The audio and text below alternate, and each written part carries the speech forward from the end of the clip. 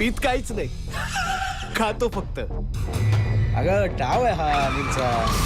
म्हणजे अजून एक हत्या केली मी.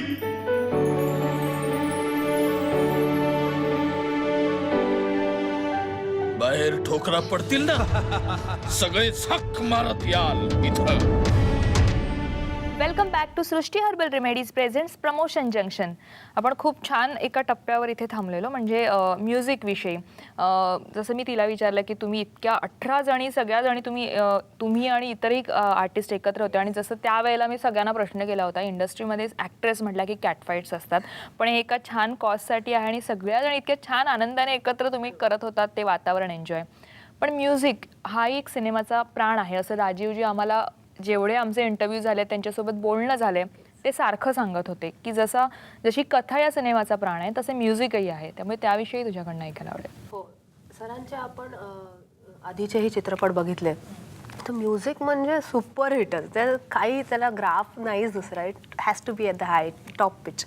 आणि तसंच वंशवेलचंही म्युझिक म्हणजे आधीपासून सरांच्या डोक्यात होतं की दिस फिल्म जरी हे काहीतरी सांगू इच्छितं, त्यांच्या सगळ्याच फिल्म्स काहीतरी एक विषय असतो, नो सोशल कॉज असो म्हणा, पण ते कसं प्रेझेंट केलं पाहिजे. It has to be entertaining, आणि एंटरटेनमेंटसाठी म्युझिक हा फार क्रुशियल भाग आहे.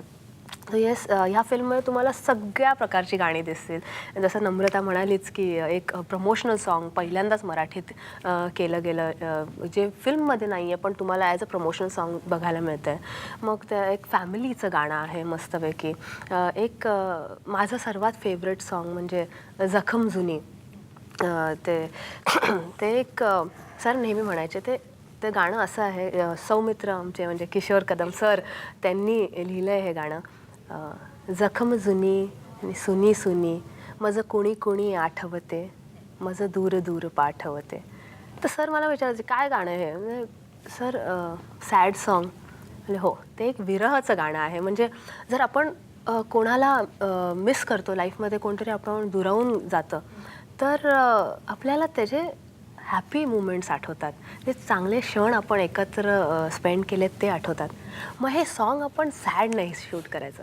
Manisha, it has to be all happy moments, 72 frames per second, असं ते जोशनी नेहमी म्हणायचे, तुझे हॅपी मुमेंट्स कॅप्चर करू आपण. आणि तसं ते त्यांनी सॉन्ग केलं आहे. लिटरली एका ॲक्टरला इतकं सुंदर गाणं मिळणं, आय एम रिअली ब्लेस्ड. ते सरांमुळेच झालं आहे. अमलेंदू सर आमचे DOP, त्यांनी ते सुपरबली कॅप्चर केलं आहे. आणि एकूण मस्त एक पॅकेज आहे संगीत आणि स्टोरीला धरून. तर इट इज, तुम्हाला नक्की आवडेल हे सगळ्या प्रेक्षकांना. गाणी cum story, it is a complete package entertainment. नक्कीच. आपण विद्या, तुम्हाला एक प्रश्न करायचा आहे मला, कारण तुम्ही आणि राजीवजी एकत्र बरीच ओळख होती, कामं केली होती अगदी नाशिकपासनं, कारण ते नाशिकचे मूळचे, आणि त्यामुळे आणि हा आपला एपिसोड ना मला खरं मनापासून वाटतं की वंशवेल आहेच, पण राजीव पाटील स्पेशली मला थोडासा करावासा वाटला, कारण या सिनेमाविषयीचं त्यांचं प्रेम, हा थॉट त्यांना लोकांपर्यंत पोहोचवण्याची त्यांची जी एक तळमळ होती, ती आम्हाला ते गेल्या पत्रकारांनाही कित्येक दिवसांपासून सांगत होते की आपण असं करूया तसं करूया, मला खूप या सिनेमाचं प्रमोशन चांगलं करायचं आहे. त्यामुळे राजीव पाटील एक दिग्दर्शक, एक माणूस म्हणून तुमच्याकडनं ऐकायला आवडेल. मी राजीवला 93 पासून ओळखते. म्हणजे तेव्हा राजीव हार्डली 21-22 वर्षाचा असेल. सगळ्यात पहिल्यांदा त्यांनी माझ्याकडे श्याम मनोहरांचं एक नाटक आहे हृदय म्हणून, तर ते घेऊन आला होता. आणि मला विद्यार्थी ह्याच्यातला रोल आहे, तारा म्हणून कॅरेक्टर, ते तू करावंस असं वाटतं. तेव्हा तो हार्डली अक्षरशः 22 वगैरे वर्षाचा असेल. आणि श्याम मनोहर म्हणजे तसे लेखक जड आहेत, कारण प्रत्येकाला ते काही कळत नाही, म्हणजे थोडंसं जड असं आहे. आणि ते नाटक राजू घेऊन आला होता. मी म्हटलं रोल तर अप्रतिमच होता, म्हटलं नक्की करूया. आमच्या रिहर्सल सुरू झाल्या, तालमी सुरू झाला. आणि हळूहळू जेव्हा तो असं बसवायचा नाटक, त्याच्या मुवमेंट प्लॅन हे सगळं आदल्या दिवशी तयार असायचं की उद्या आपण काय बसवणार आहोत, कुठल्या मुवमेंट्स आहेत, एक्झिट सगळं होतं. इव्हन कॉस्ट्युमवरून सगळं त्यांनी अगदी डे 1 पासून त्याच्याकडे तयार होतं. आणि मला इतकं आश्चर्य वाटलं, कारण त्याच्या आधी मी प्रोफेशनल नाटकं करत होते. लग्न होऊन मी नाशिकला आले. आधी मी मुंबईची आहे, मुंबईला 7-8 प्रोफेशनल नाटकं करून सोडून मी नाशिकमध्ये स्थिरावले. त्यामुळे मला खूप गंमत वाटली की अरे वा, हा ॲमॅच्युअर लेवलचा माणूस एवढा कसा काय, म्हणजे मला खूप इम्प्रेस झाले. I was zapped. पण मग त्यांनी अतिशय उत्तम नाटक बसवलं. ते नाटक त्याच्यासाठी आम्हाला श्याम मनोहरांच्या चर्चा घडवून आणल्या त्या वयात. आणि उत्कृष्ट प्रयोग झाले त्याचे. आम्ही काहीतरी 7-8 प्रयोग केले. त्याच्यानंतर त्याचा हळूहळू प्रोग्रेस मी बघत होते. मी नाशिकमध्ये होते. नंतर प्रयोग परिवार म्हणून एक संस्था त्यांनी सुरू केली. त्याच्यात अतुल पेठे त्याच्याबरोबर होता आणि प्रायोगिक तत्व सगळी हौशी रंगभूमी नाशिकची त्यांनी हलवून ठेवली होती. बरीच नाटकं, बऱ्याच एकांकिका आम्ही केल्या एकत्र. हळूहळू त्याचा ओढा चित्रपटांकडे आहे हे असं मला जाणवायला लागले होतं. भेट नावाचा एक चित्रपट चंद्रकांत कुलकर्णींनी केला होता.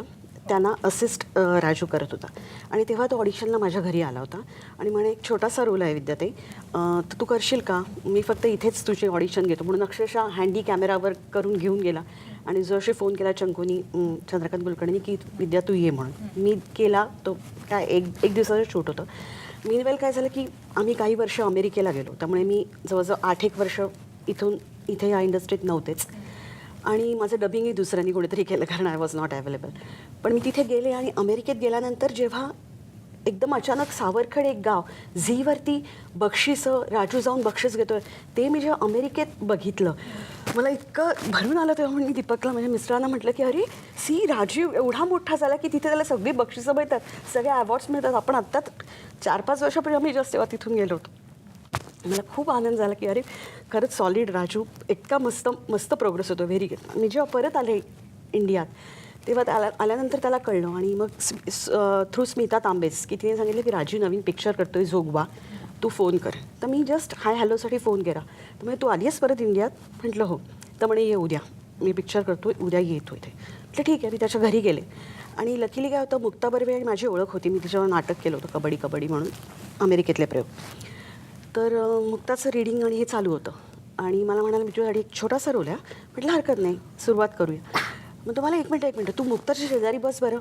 मी बसले आणि त्यांनी असं साईडनी प्रोफाईल केलं, तू याची आईच शोभशील.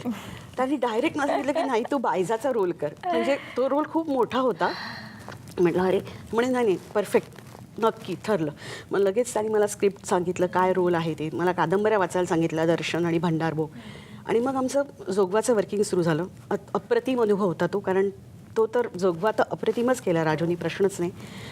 आणि मग नंतर आमचं कसं संबंध होता. मला म्हणायचं तू कशाला मालिका करतेस, TV सिरियल्स, पिक्चर्सच कर. म्हटलं अरे हो पण प्रत्येक वेळेला मिळायला पाहिजेत ना. आणि हा चित्रपटाच्या वेळेला त्यांनी आवर्जून मला फोन केला की विद्याताई तुझ्यासाठी एक छान रोल आहे, तू ये नाशिकला येऊन मला भेट. नाशिकला आमचं ब्रीफिंग वगैरे झालं. पण राजूचा प्रवास हा अप्रतिम होता. काय असतं काही लोकांना हातात कमी वेळ असल्यामुळे त्यांच्याकडून कमी वर्षात खूप काही घडून जातं. तसं काहीसं राजूच्या बाबतीत झालं असं म्हणावं लागेल. नक्कीच. आणि ते कायम आपल्या लक्षात राहतील त्यांच्या कामामुळे. एक माणूस म्हणून ते उत्तम होते, त्यामुळे कदाचित त्यामुळे ते कायम आपल्या लक्षात राहतील. कुठे हा शब्द येणार नाही की राजीव पाटील आपल्यात नाही आहेत आपल्या कोणाच्याही तोंडी. पण जाता जाता नम्रता तुला एक प्रश्न असा करावा असं वाटेल की एक व्यक्ती म्हणून या सिनेमाकडनं तू काय शिकलीस? कारण जसं आपण म्हटलं की या आजच्या पिढीला तू लीड करतेस, त्यामुळे मला नक्कीच ऐकायला आवडेल. कारण कुठेतरी राजीव पाटील यांचा हा थॉट समाजापर्यंत पोहोचू शकेल या निमित्ताने. प्रणाली असं असतं ना की आजकालच्या या धावपळीच्या जगात म्हणजे आपण म्हणतो की ग्लोबलाइज झालं आहे सगळं.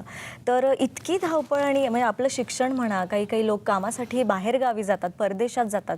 तर त्या पिरियडमध्ये ना आपल्या माणसांपासून वेगळे होतात. त्यांना आपल्या फॅमिलीविषयीचं तो आदर, प्रेम, आपुलकी कुठेतरी लोप पावत चालली असं मला वाटतं. तर हे कॅरेक्टर प्ले करताना म्हणजे आमच्या सेटवर असा माहोल होता ना पूर्ण कुटुंबाचा. आम्ही एकत्र सण साजरी करतोय, दिवाळी म्हणा, सगळे असे सण किंवा आमचे सीन असतील, लंच ब्रेकफास्ट असे एकत्र कुटुंब. तेव्हा मी माझ्या फॅमिलीला इतकं मिस करायचं आहे ना की रक्षाबंधन असेल तर माझे भाऊ, आम्ही शूटिंग स्केड्यूलमध्ये इतकं टाईट स्केड्यूल असतं त्यामुळे नाही घरच्यांना वेळ देता येत. नॉट इवन फोनवर ते इतकंसं बोलता पण येत नाही कारण थकलेलं वगैरे असतो. तर तेव्हा मी मिस करते की खरंच माझे भाऊ मला रक्षाबंधना दिवशी किती मिस करत असेल, दिवाळीच्या दिवशी फॅमिली किती मिस करत असेल. तर ही सगळी जाणीव ना मला ह्या चित्रपटात काम करताना झाली. मी काय जॉईंट फॅमिलीमधली नाही आहे, माझे आजी वेगळीकडे राहते वगैरे. पण ह्या चित्रपटातून ही जॉईंट फॅमिलीचं महत्त्व काय आहे ना मला ते या चित्रपटात जाणवलं. सीन करत असताना असं वाटलं की वाव, खरंच हे एकत्र कुटुंब असतं तेव्हा किती छान असतं. आपण पटकन शेअर करू शकतो. मला दादासाहेब काही बोलले तर मी पटकन माईंना येऊन सांगू शकते, मी माझ्या मिस्टरांसोबत शेअर करू शकते, मी हिला सांगू शकते, मनीषाला. तर हे इतकं छान जुळून आलं.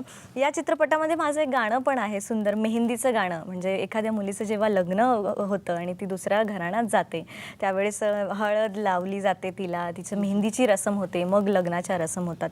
तर ते तिच्या हातावर मेहंदी ज्यावेळेस रचली जाते तर त्याचा अर्थ हा फक्त असा नसतो होत की ही मेहंदी फक्त नवऱ्याशी आपलं एक छान नातं जुळतं आहे, तर ह्या रचलेल्या मेहंदीवर पूर्ण कुटुंबातल्या लोकांशी तिचं नवीन नातं जुळणार आहे, ह्या त्या मेहंदीचा, रचलेल्या मेहंदीचा अर्थ होतो. इतका सुंदर अर्थ, इतकं सुंदर गाणं जे सौमित्रने किशोर कदम यांनी लिहिलेलं आहे, ज्यांच्या कवितांची मी प्रचंड मोठी फॅन आहे. कविता माझ्या पाठांतर होत्या आणि नंतर पुढे जाऊन कधीच विचार असा नव्हता केला की त्यांच्याच फिल्ममध्ये म्हणजे त्यांच्यासोबत कामही करायला मिळेल, त्यांच्या रचलेल्या गीतांवर मला गाणं पण हे करायला मिळेल, शूट करायला मिळेल. तर it was a huge experience आणि हा केवळ राजीव सरांमुळे मिळाला. बिकॉज राजीव सर माझ्यासाठी गुरु तर होतेच, मार्गदर्शक तर होतेच, इवन खूप गोष्टी शिकायला मिळाल्या, अनुभवायला मिळाल्या, पण ते माझ्यासाठी ना एक इंडस्ट्रीतले गॉडफादर झाले होते. इतक्या बारीक बारीक गोष्टी इंडस्ट्रीमध्ये नाही आपल्याला कोण म्हणजे शिकवायला जरी रेडी असेल पण नाही कोणाला वेळ मिळत.